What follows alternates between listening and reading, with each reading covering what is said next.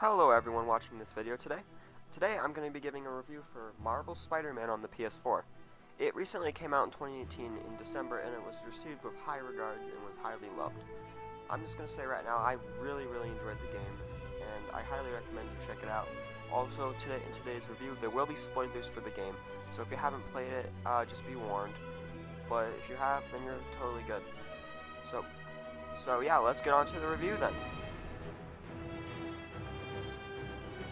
To begin on with this, what I think is a masterpiece of the game, let's start on the gameplay, as that is the most driving force for people who want to play this game. Gameplay wise, it is compressed of web slinging and fighting, and a little bit of stealth. The web slinging is an absolute joy, and it really does make you feel like Spider-Man. It, for the most part, is incredibly refined and it's easy to swing with. Web zipping and all other things are incredibly easy to use and really do help make the experience better. As you level up, you can unlock different moves like for web slinging, like tricks, to further make this experience a lot better, and definitely a lot more interesting. The web slinging is easy to pick up and is incredibly fun to use. Though I will say wall crawling and climbing upside down, it is incredibly unrefined and is underdeveloped as it is incredibly clunky. Though if they do make a sequel for this game, I could highly see them really picking up and fixing all these issues. Though it is a minor issue in the long run, the game doesn't heavily focus on it except for a few challenges in which it can really frustrate you, as it really did for me. It still kind of hurts the gameplay experience, but it isn't completely terrible. The combat is incredibly well made and is definitely well rounded for a beat-em-up style of game. The combat is heavily based on the Batman Arkham series of games, as the combat is very similar with its button placement. Though I will not say it's a bad thing. The thing is to point out, I personally love Spider-Man's combat a lot more than Batman Arkham's series' combat. I personally like it more as Spider-Man has a little bit more skill base instead of Batman, as dodging needs to be more and more precise instead of a single button push like in Batman.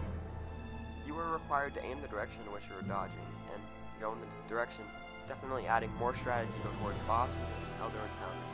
And it's better maneuvering rather than Batman, who just push a button and does it for you.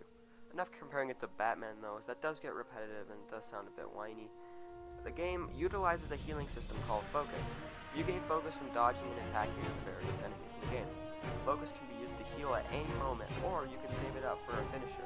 Finishers are one-hit KOs to attacks, and are incredibly helpful and very satisfying to pull off. The game adds stuff like aerial combat too, and it has many spider gadgets to help change the combat up. The spider gadgets include the web shooter, which is used to web up enemies and used to web them down to the ground and throw them around. Web impact. Large web burst that hits enemies very hard and can shoot them instantly into any ground or wall nearby. Spider drones. Small drones that shoot electric sparks at enemies that can be taken out pretty fast are great for storms. Same with web bombs, sticking a large blast web that webs up many enemies and sets them up for you to be able to attack. Electric webs that electrocute nearby enemies, though I won't call them my favorite, they're still just fine. Web traps, they're made for stealth though. Stealth combat, they hook enemies to the webs and they'll KO them against the wall. There are two other gadgets though that you do not get in the main story, though, as you can use your tokens to get by them later in the game.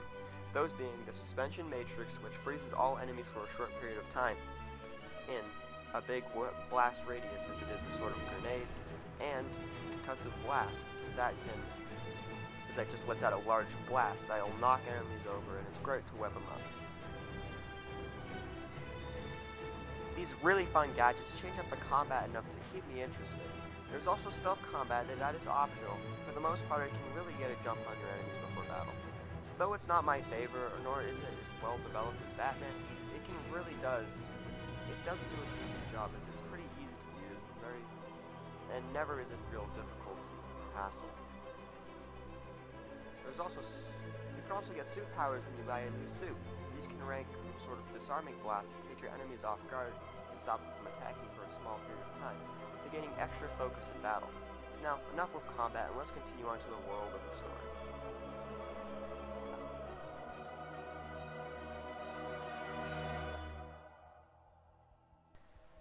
The This game takes place in New York City, as you can swing around through a large and expansive replica of New York City, with little changes and nods to the Marvel Universe. The world contains many things for you to do, such as collect lost backpacks lost previously by Peter Parker throughout his many journeys throughout the city. The backpacks are very easy to find, yet they're incredibly rewarding and incredibly fun to find due to the items and Easter eggs inside of them. Easter eggs can range from all over the Marvel Universe, but most primarily they're related to Spider-Man. Some really cool items I found were the vial of sand that Sandman is trapped in, and Braille lawyer card that links over to Daredevil in the Daredevil universe. You can also take pictures of landmarks around New York in this game. More challenges included our enemy bases and time challenges provided by the Taskmaster. I personally really do not like the challenges provided by Taskmaster, as they are pretty boring and repetitive. They sometimes range from being fair to incredibly unfair. One I like to really say and point out was the Financial District's drone challenge. It took me around an hour and a half to actually beat and best this one, and I just was absolutely furious with it. The web swinging really does not do a great job in this, and this is the one I was really talking about earlier that I heavily disliked. But other than that, there's also little mini games that Black Cat set up throughout the city with some annoying little hide and seek game with black cat dolls. Throughout, you look for a telescope and you find where the black cat dolls will lead towards you. Though it sounds like I really am harping upon it, I really do not like the extra stuff this game brought. It is still not terrible, but it's just really not my thing. I like more expansive side quests and well-developed story, and I don't primarily enjoy working with stuff like side quests. But I will not force it upon you to like them, though I really don't. But if you have a personal opinion that you enjoy them, well, that's great for you. But it just personally is not my thing. By partaking in many of these challenges throughout the game, you earn tokens. Tokens can be used in many ways to help upgrade gadgets, buy suit modifiers that'll help make your suits 10 times better, and it relies on your certain love for certain gadgets and anything suit related.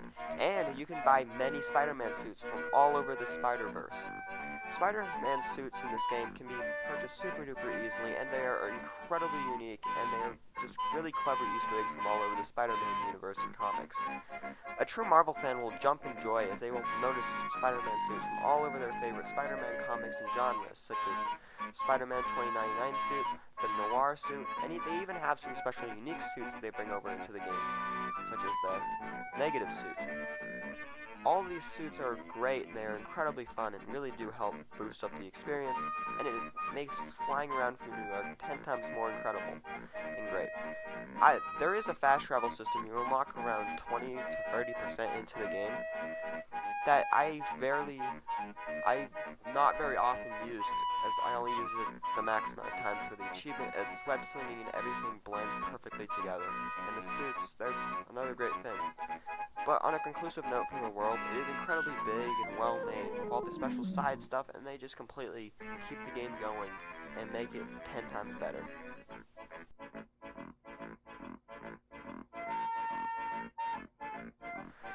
The main story for Spider-Man follows Peter Parker trying to stop a group of terrorists known as the Demons after the crime boss, Wilson Fisk, aka Kingpin, is brought into custody while Peter Parker balances his own normal life. It may sound bland and formulaic from the way I'm saying it, but it is far from it. The story follows a similar Marvel format to most recent films and does a great job, though it is relatively formulaic as well. You can see everything coming. It is still incredibly fun. I love the attempt to use the many different main villains rather than just resorting to the already big Spider-Man villains that can be noticed by any household, such as Green Goblin, Venom, Doc Ock, for the most part. Mr. Negative, though a very obscure Marvel and Spider-Man villain, feels like a true and great Spider-Man villain, even though he is not really given very much recognition. The story is fun and lets the side characters shine throughout it. Aunt May in this game feels realistic, unlike the current MCU Aunt May, who looks around 30 to 40 years old. She is compassionate and shows the good in Peter's character. She is sweet and great, making the end of this game 10 times more worse. Making it, well, I wouldn't say worse, but I would just say kind of just a lot more sad. Dr. Octavius was a real surprise character, as he was another character that completely intrigued me throughout the game. I love how they've shown his descent into madness as he slowly develops the Doc arms and goes crazy due to the chip. You really do feel bad for his character, and you can't help but feel sorry for him as the storyline progresses. It really does do a lot of work to make you really feel sympathetic for a villain. He's a very charismatic and a really dangerous villain, though it is perfectly illustrated. MJ and Miles Morales also make an unprecedented appearance as secondary characters. They interact well with Spider-Man and just boost his story greatly, except for the obnoxious stealth scenes the two of them bring. They are not very fun and incredibly tedious. The enemies and scenarios are sometimes easy to too difficult to maneuver, or sometimes dreadful AI of them. An example is the MJ scene at the Sable Camp, which I really dislike. And the final part of it was incredibly tedious, and the AI was so dreadful sometimes that they'd see you even though they really don't. Though I would say that I am harping too much on how much I hate the stealth scenes, there is a few actual ones I really did enjoy. I really like the first MJ stealth scene, as I like being able to get all the research and all the ideas for all the different architecture and stuff that Fisk collected. I like the one scene with Miles' stealth mission in which the Rhino's assaulting him. And the final MJ scene at Norman Osborn's apartment opens up so many questions, and it ends up being really well made and gives us more insight towards Harry's character and whom has disappeared. The sub-villains in this game really brighten up the end of the game as they add some great fights and Easter eggs to the Spider-Man universe. The boss fights for the Sinister Six are some of the best in the game and really keep the end of the game just as good as the beginning of it. The Sinister Six in this game comprises of Scorpion, Rhino, Electro, Vulture, Mr. Negative, and Doc Ock. And for the most part, with their appearances, they look great and they are perfect for this game. And they really do make the end of the game great.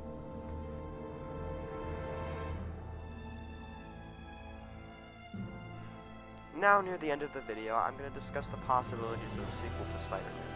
Heavy spoilers will be engaged, just as another warning as this is just if you want to play the game, I heavily recommend you skip to the time slot that's been posted earlier in the video. And so let's kind of get into that. Spider-Man's endgame and the ending of it perfectly sets up a sequel for this pretty great game.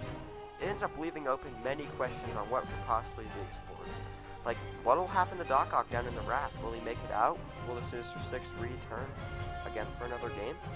What will happen with Harry bonded to Venom? That is shown in the last cutscene at the end of the game. How will Miles Morales deal with the Spider-Man powers? And will Norman Osborn become the Green Goblin as it is heavily implemented and shown at the end of the game? They leave enough popular Spider-Mans for another game such as this list I'm going to give right here.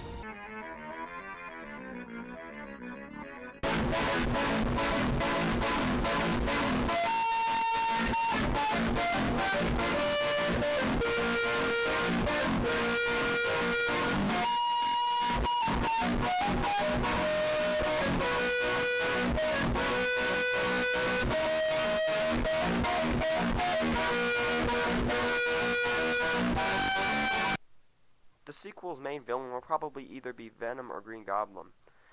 A sequel would be really interesting to see Peter Parker be like a mentor character, and I would heavily love to see it. So, yeah, let's kind of get on to my final thoughts, though. So, here we are at the end of this review, and yeah, well, here we are. I love Marvel Spider-Man for everything it is. It does a great job on every aspect, such as story, gameplay, characters, and all the extras that the game really does bring up. And it keeps the game really well made, and it's incredibly fun to play. I have currently not 100% of the game, but I still plan on, and I am currently actually working on it. I am around 84% in the campaign. By campaign, I mean that's on all the collectibles and everything in the game. I have not been able to 100% a single district yet, though, but I hope to. I hope to in the future of my videos, I hope to have a boss ranking and a suit ranking for the game. That will not be for a little while. I also plan on checking out the DLC and getting a review on that. It's the City That Never Sleeps DLC really does intrigue me. I would like to see how it is. My final score for Marvel Spider-Man is going to have to be a 9 out of 10. It's a great game that should be checked out. Though it does have a few minor flaws, it is still a heavily great Spider-Man game. And if you like Spider-Man even in the slightest, this is definitely a great game to check out. I'm also going to give tribute to Stan Lee, who recently passed away. Yeah, you were right for loving Spider-Man as much as you did. Spider-Man's a great hero, and it's definitely one of my favorite superheroes of all times. Thank you, Stan Lee, for all this great stuff you've helped develop, and thank you for this ideas that got brought into this great game. So, here, I'm going to have to conclude it for now. Thank you guys for watching today's video. If you really enjoyed, please consider leaving a like or even subscribing, as I really do hope to keep on making more content, as I'm having a great time with it. I hope you all have a great day, and I plan on seeing you guys later in hopefully a few more weeks, or maybe even less. So, see ya.